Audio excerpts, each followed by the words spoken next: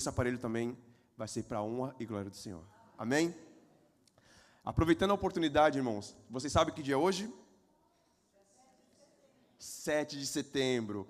O que comemoramos no dia 7 de setembro? Muito bem. Comemoramos aí a independência do Brasil. Há 199 anos atrás, Dom Pedro ali deu o grito ali na margem do Ipiranga. Aquele famoso grito, quem já estudou sabe, independência ou morte, exatamente. Então, esse ato simbólico, ele colocou fim ali ao domínio de Portugal com o Brasil, com relação ao Brasil, né?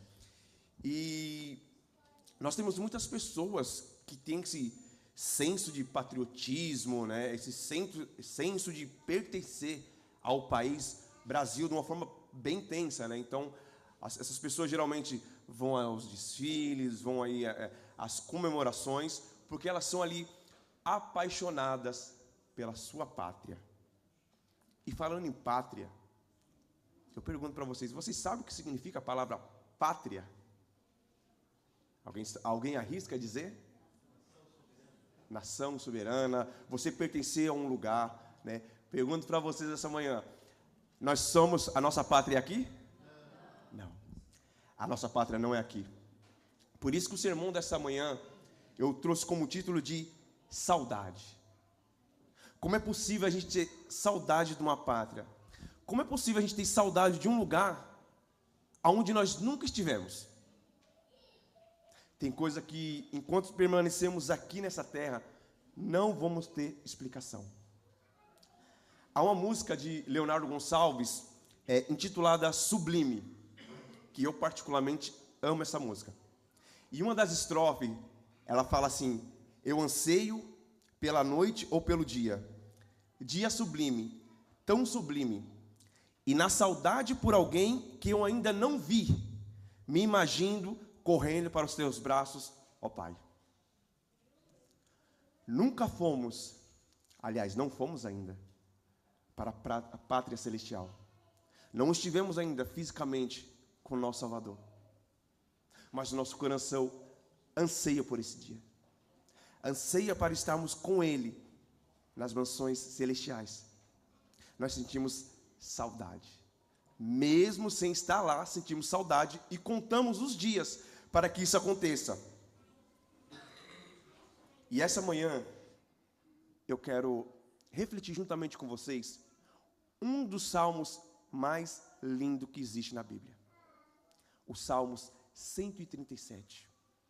Mas antes da gente entrar, de fato, no Salmo 137, eu gostaria de contextualizar com vocês, porque chegou aquele ponto. E eu começo perguntando: quem foi o primeiro rei de Israel? Saul, muito bem. Quem foi o segundo rei de Israel?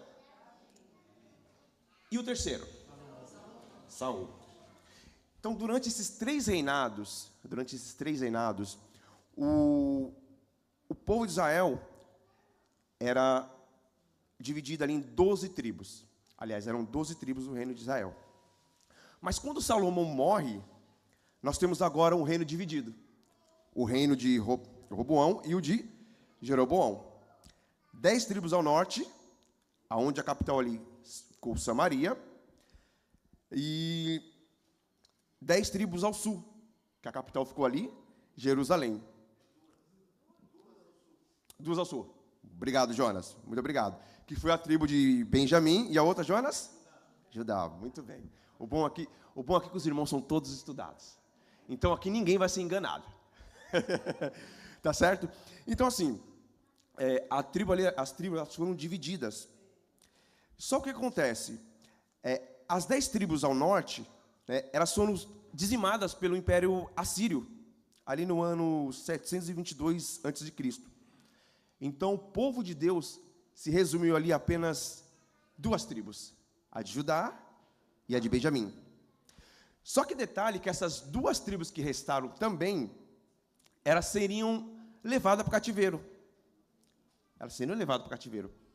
Mas Deus, sempre leal às suas promessas, e como Ele mesmo diz lá em Amós 3:7, né, Ele não faria coisa alguma sem primeiro revelar a quem? O seu segredo a quem? Ao seu servo, os profetas. Muito bem.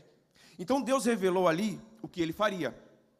Essas duas tribos também iriam parar em cativeiro.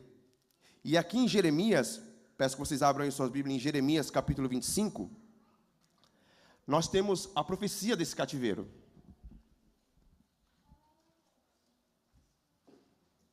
Jeremias capítulo 25, versículo 11.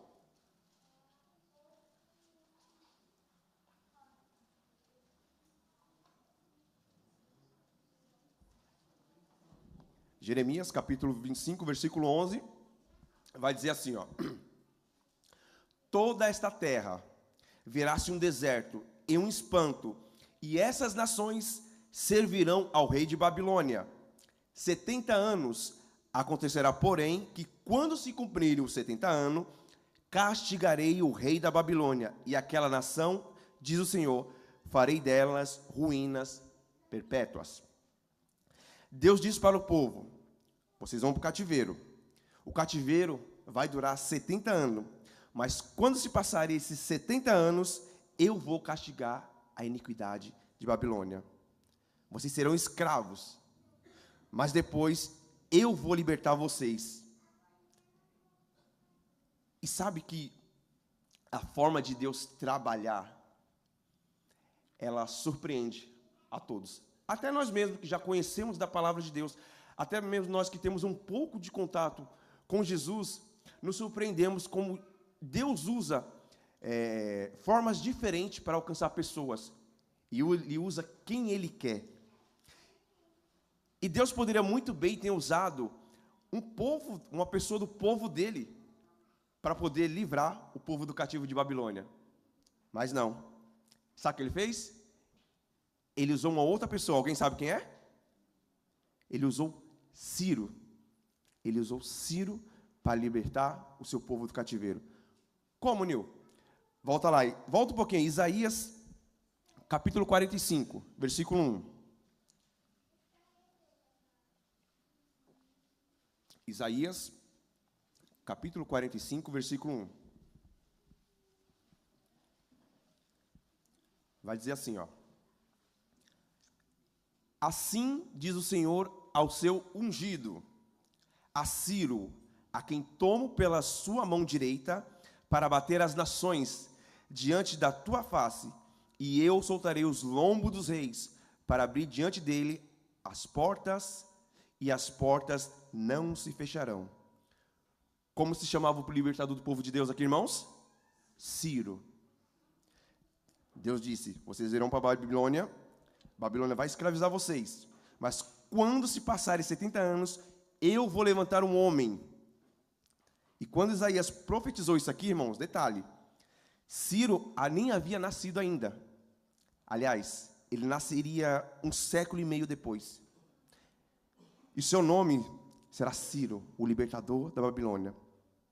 Com esse contexto em mente, agora sim, eu quero convidar vocês a abrir suas Bíblias novamente no livro de Salmos. Salmos, capítulo 137. Salmos, capítulo 137. E o detalhe que aqui, já coloca bem assim no subtítulo: Saudades da Pátria. Todos acharam? Amém?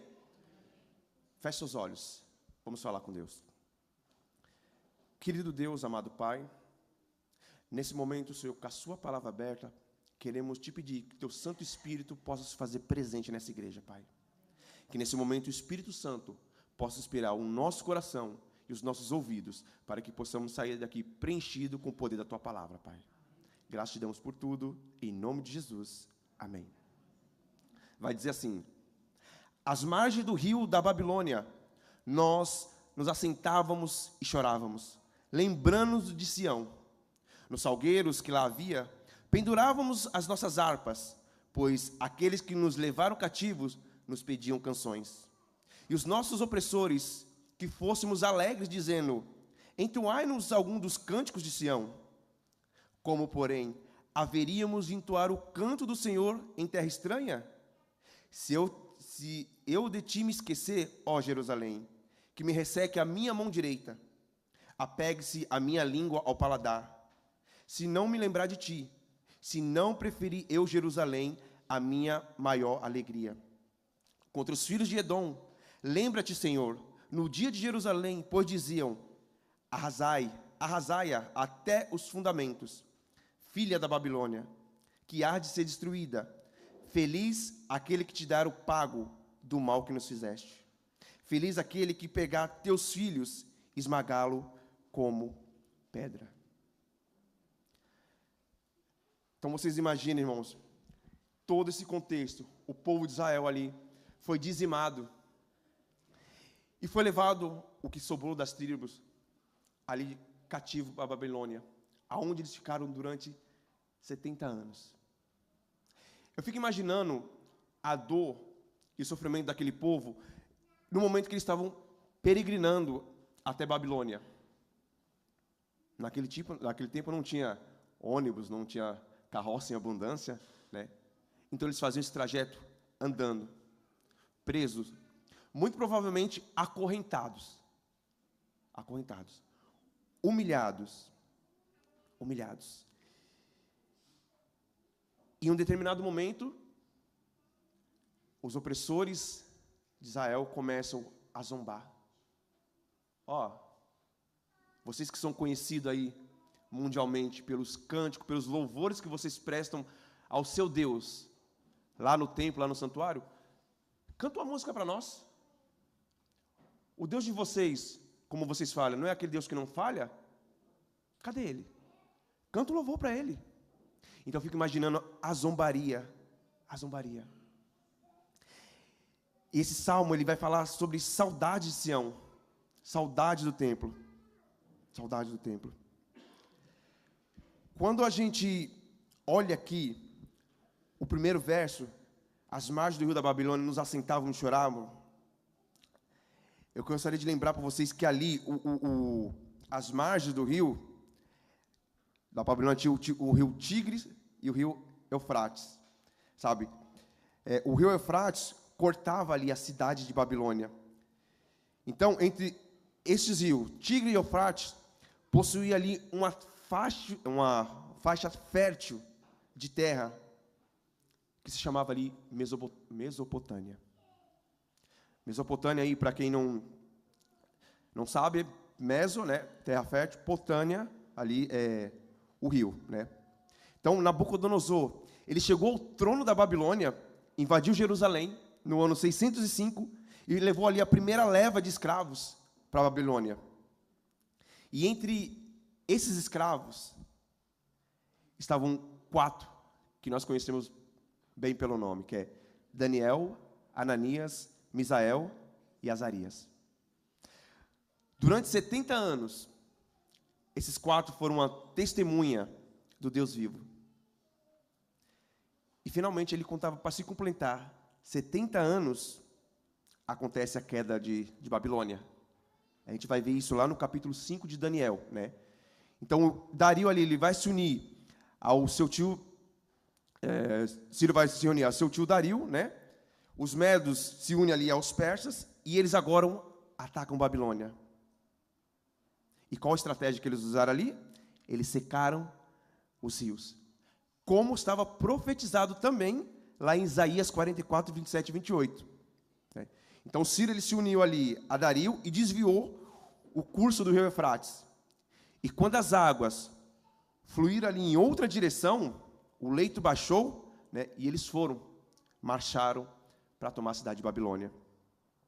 Segundo Heródoto, pai da história, ele escreve no seu livro que os soldados de Ciro entraram marchando pelo leito do rio com a água batendo na altura da coxa.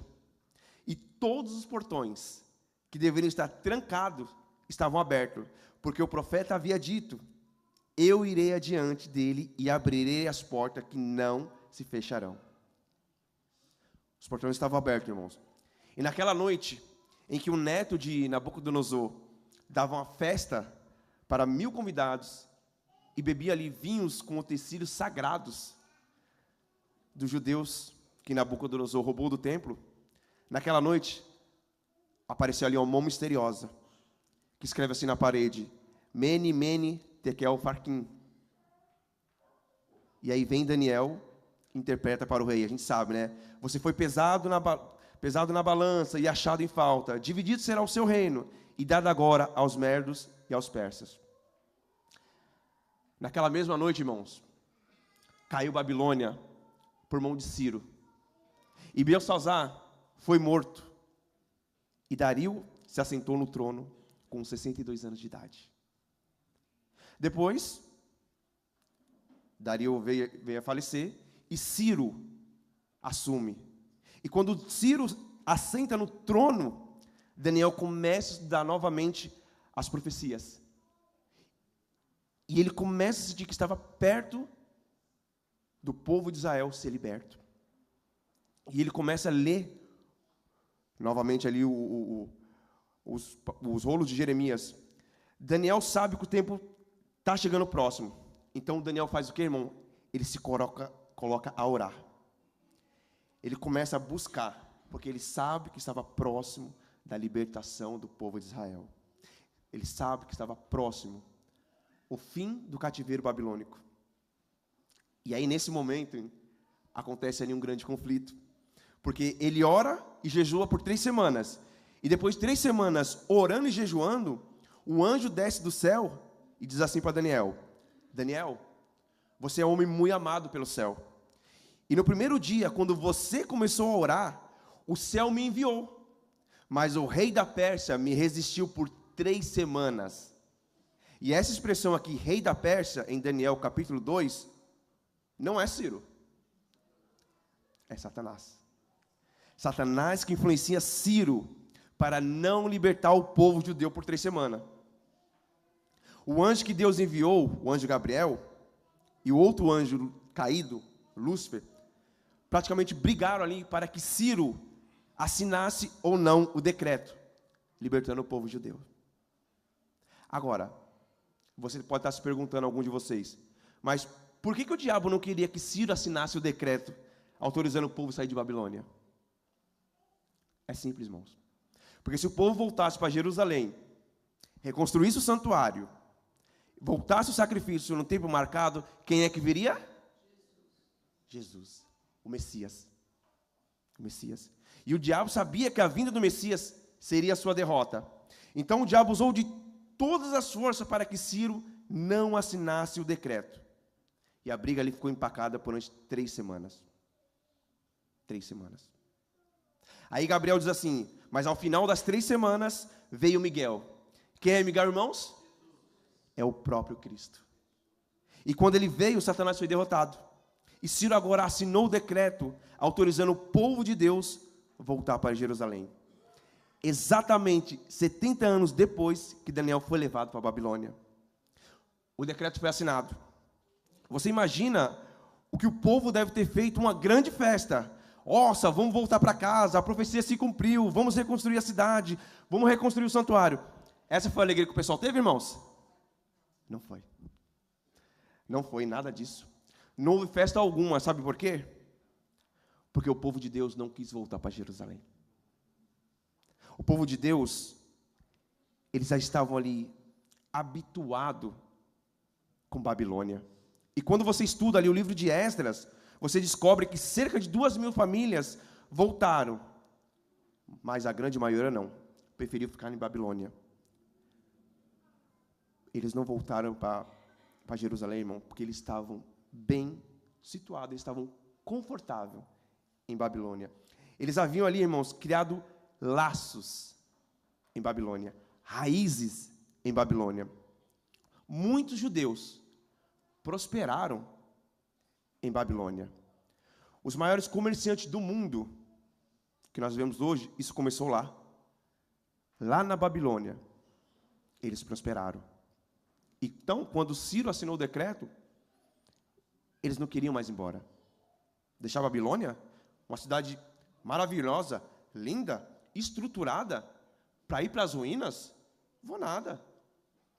Quem aqui em sã consciência, que tem uma vida instável, na cidade de São Paulo, na cidade de Praia Grande, teria coragem de largar tudo e viver no Iraque, por exemplo? Ninguém, irmãos. Ninguém. Porque geralmente o conforto, geralmente ali a vida instável, nos colocam numa situação onde nós ficamos muito acomodados. Você que é acostumado a viajar de carro, de avião, de ônibus, qual é o momento mais tenso de uma viagem, aonde geralmente acontece o maior número de acidentes? Você sabe? Geralmente na chegada. Na chegada. Geralmente na chegada. Quando a gente está mais próximo de chegar a algum lugar, geralmente é onde acontece o acidente. Geralmente, quando a gente está mais próximo da volta de Jesus, nós nos sentimos mais um pouco ali acomodado, não querendo ir para Jerusalém. Então, esses poucos que voltaram em um tempo difícil, esses poucos israelitas, eles reconstruíram a cidade e o santuário. E quando o santuário terminou ali a sua reconstrução, houve ali uma cerimônia de reinauguração.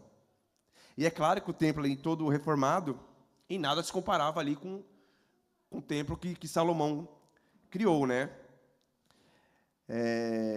E um detalhe aqui, que eu fico imaginando que houve bastante conflito, porque ali entre os cativos, tinham pessoas acima de 70 anos, e tinha outros que nunca tinham ouvido falar da pátria dos seus pais. Então, vocês imaginam o conflito no momento de sacrificar, de adorar a Deus no templo? Foi complicado. Então, assim, de um lado, a gente tinha uma ala que tinha nascido em Babilônia, e esse que nasceu em Babilônia ali nunca havia conhecido Jerusalém. Não havia nunca visitado o templo, nunca havia sacrificado, e agora podiam fazer tudo isso. E eles estavam felizes, conhecer a cidade de Jerusalém e sacrificar no templo. Mas nós temos aqui um outro contraponto. Os judeus que tinham mais de 70 anos, que haviam conhecido o templo de Salomão, estavam tristes, porque esse templo reformado em nada se comparava ao original. A Arca da Aliança já não estava mais ali. Eles estavam tristes, e no meio dessa cerimônia agridoce, que misturava ali tristeza e alegria, se levantou um profeta chamado Ageu. E ele pronuncia as palavras que estão no seu livro, no capítulo 2, versículo 7. Que ele vai dizer assim, vocês estão tristes porque a glória desse templo é inferior. Pois a glória desse templo será maior do que a primeira. Porque nesse templo pisará o desejado de todas as nações. O Messias pisará nesse templo. E aí os sacrifícios voltaram. E como Paulo diz, vindo a plenitude do tempo, Deus enviou o seu Filho. Em Mateus 24, vai dizer que quando Jesus entra no templo, se cumpre as palavras de Ageu. E o desejado de todas as nações veio visitar seu povo, trazendo a salvação sob suas asas. Não é maravilhosa a história do povo de Deus, irmãos? Maravilhosa. E graças a esse retorno do cativeiro, a volta do sacrifício no templo marcado, o Messias veio. Bom, isso aqui é parte da história. E o que essa história tem a ver com nós essa manhã? Eu não sei o que é ser prisioneiro em uma terra estrangeira, mas sei o que é estar com saudade de casa. Recentemente aí, para quem é mais próximo, sabe que nós tiramos aí uns 40 dias de férias, né, Emília? 40 dias de férias, que foi uma maravilha. Apesar de ter nascido e criado aqui na cidade de Praia Grande, eu fui ali para a Bahia com 17 para 18 anos. E lá permaneci até meus 35 anos. 35? 33, perdão, 33. Olha, me perdendo na idade. Até os meus 33 anos. E eu amo aquele lugar. Eu amo aquele lugar. E nesse momento que a gente esteve lá nas férias, né, a gente comprou as passagens e estava contando os dias, né, Emília? Então, assim, eu lembro que até os meninos ficavam contando os dias para a gente voltar lá, porque a gente, apesar das situações financeiras que nos trouxe para cá, Nós éramos muito felizes lá, muito felizes. Então, nós ficamos ali 40 dias, fizemos planos, ajeitamos nossa casinha e tal. E quando voltamos de férias, nós já voltamos com o desejo de voltar novamente para morar lá. E isso em breve vai acontecer, né, Emília? Pelos próximos 4, 5 anos, com fé em Deus, a gente está retornando para lá. Então, assim, sabe, é sentir saudade de um lugar. Talvez, essa manhã,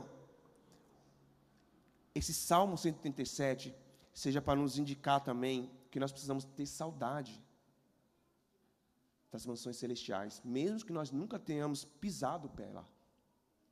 Precisamos ter saudade de Jesus, mesmo que nós nunca tenhamos visto fisicamente. Nós, como povo de Deus, temos a tendência de cair no mesmo erro do passado.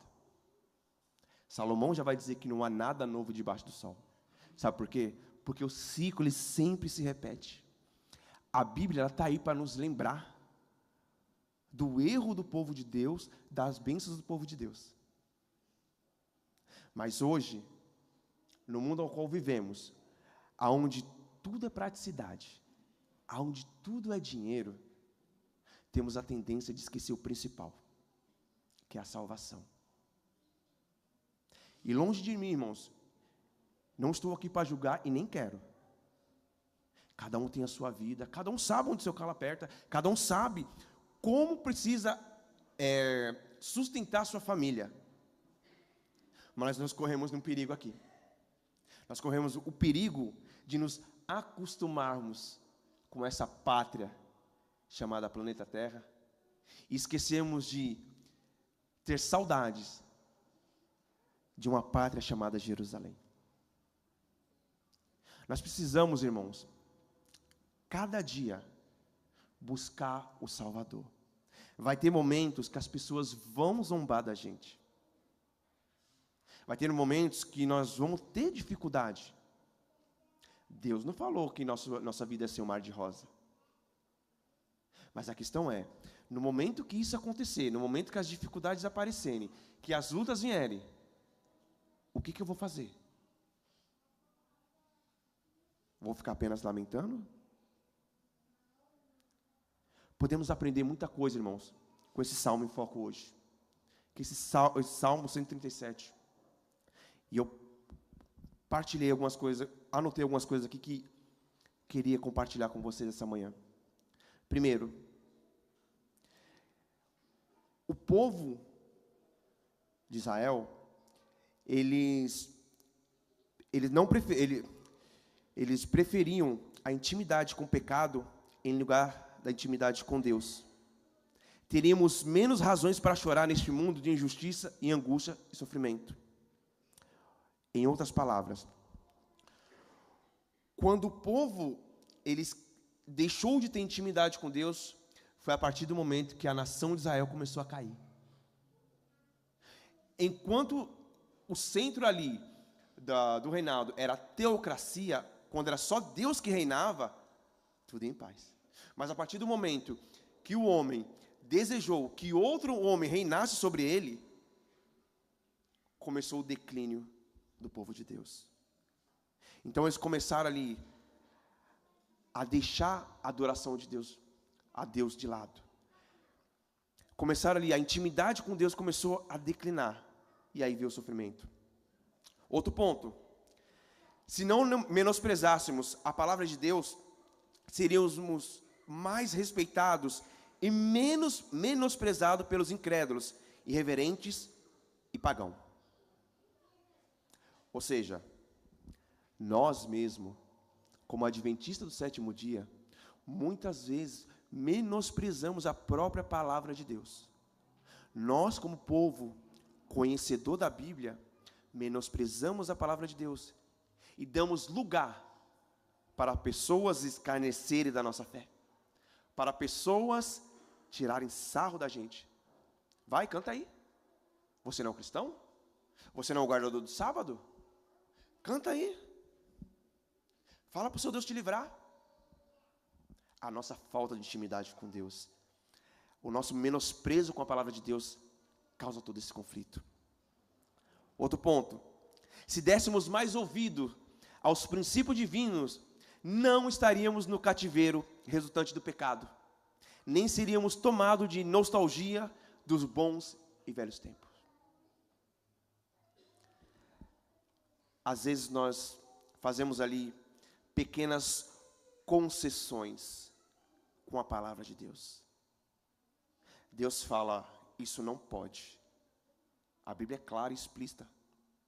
E nós fazemos concessões. Não, Senhor, mas é só por hoje. Não, Senhor, mas é só isso aqui. Não, Senhor, mas é o pôr do sol, eu sei, mas...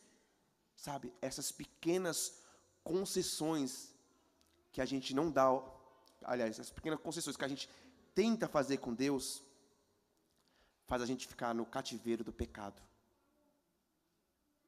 E aí, a gente começa a ter aquela nostalgia, aquela saudade dos velhos tempos, mas não largamos essas concessões. Outro ponto: se não provocássemos nosso próprio sofrimento, talvez não teríamos razões para orações em prol da desgraça dos nossos semelhantes, mas incendiaríamos pela salvação até mesmo dos nossos inimigos. Em outras palavras, às vezes nós mesmos provocamos nosso próprio sofrimento. E aí isso acaba que pessoas acabam nos perseguindo por algo que nós fazemos que não está de acordo, por um comentário um comentário errado, no momento errado, sabe? Às vezes, irmãos, nós mesmos provocamos os nossos sofrimentos, porque não estamos ali no Espírito, porque não estamos firmados na palavra de Deus. Então, esse Salmo 137, irmãos, esse Salmo intitulado Saudades da Pátria, ele precisa ficar gravado em nosso coração. Precisa ficar gravado no nosso coração. Nós precisamos sentir saudade todos os dias. Nós precisamos levantar da cama já com desejo de um dia estar com o Senhor. A nossa pátria não é aqui, irmãos. A nossa pátria não é aqui. Por mais que essa terra, ela traga conforto para a gente. Por mais que essa terra, ela traga os melhores alimentos, as melhores roupas, os melhores carros. É tudo ilusão, irmãos. A gente não vai conseguir levar nada disso para o céu. Assim como foi com o povo de Babilônia, nós corremos os sérios riscos de quando Jesus estiver descendo nos céus, nós nos apegarmos às coisas materiais. Corremos os riscos de ser igual a mulher de Ló, de se preocupar com as coisas materiais e perdemos a salvação. A nossa pátria, irmãos, não é aqui. Como Paulo mesmo diz lá em Hebreus 13:14, porque este mundo não é nossa pátria. Nós estamos aguardando a nossa pátria eterna no céu. Que a sua peregrinação, irmãos, nessa terra, possa ser ali guiada pelo Espírito Santo. E quando sair o decreto, porque há de sair, que possamos estar atentos para voltar para as mansões celestiais, para morar nas mansões celestiais com o nosso Salvador, e não nos apegarmos às coisas materiais. Nesse momento eu quero convidar a Emília, que irá cantar um louvor. No momento que ela estiver cantando, eu gostaria de pedir que vocês refletissem na letra do hino e que tivesse o desejo de estar com saudades do lar, de estar com saudade de um lugar que você ainda não viu, mas já ouviu falar.